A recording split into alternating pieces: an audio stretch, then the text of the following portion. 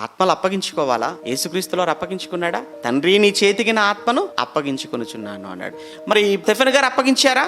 యేసు ప్రభువా నా ఆత్మను చేర్చుకో అన్నారు. ఇప్పుడు అదే పేతురు గారు మనందరి కోసం మాట్లాడుతున్న మాట ఏంటంటే, మనమందరము కూడా నమ్మకమైన సృష్టికర్తకు తిరిగి మన ఆత్మలను మనం అప్పగించుకోవాలి.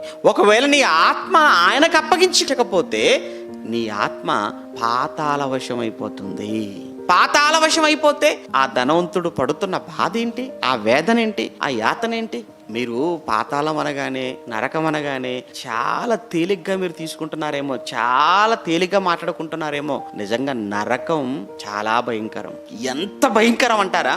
ఇక్కడ మీరు అంటించుకొని మీరు పెట్టుకునే మంట కాదు. మీరు పెట్టుకునే మంట ఎంతకాలం మండుతుంది? గ్యాస్ సిలిండర్లో గ్యాస్ అయిపోయిందంటే మంట అయిపోద్ది, అంతే కదా.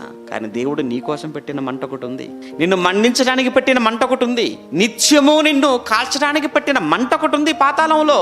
దాన్ని వశం కాకూడదు, దాన్ని బారిన పడకూడదు.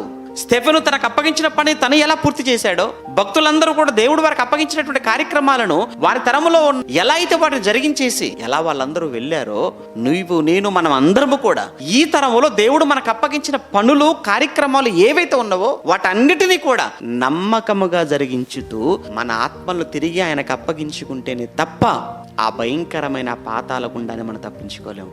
దాన్ని తప్పించుకోవాలంటే ఒకే ఒక మార్గం, అదే మన ఆత్మను ఆయనకు అప్పగించుకోవటం. ఆత్మలు ఆయనకు అప్పగించుకోవాలి, ఆయన స్వీకరించాలి అని అంటే ఆయన పనిని మనం స్వీకరించాలి, ఆయన మనకు అప్పగించిన పనిని మనం జరిగించాలి. అప్పుడే మన ఆత్మలను కూడా ఆయన అంగీకరిస్తాడు, స్వీకరిస్తాడు.